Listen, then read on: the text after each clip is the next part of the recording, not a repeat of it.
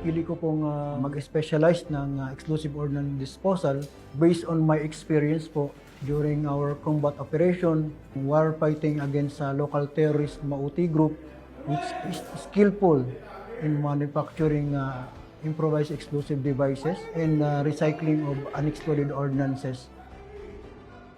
Nakita ko po kung paano po nawuwunded o nasasabugan ang ating mga kasundaluhan at yung mga bombing incident. Tinanong ko yung sarili ko, ano yung magiging contributions ko sa na-experience ko na ito. So doon po, nag-spark yung interest ko and eventually become a naval EOD instructor.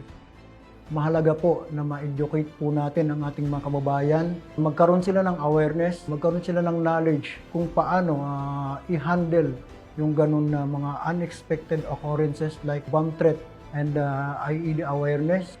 I was so glad to see the fruits of my efforts, and the people I trained are now also teaching. So there's a ripple effect.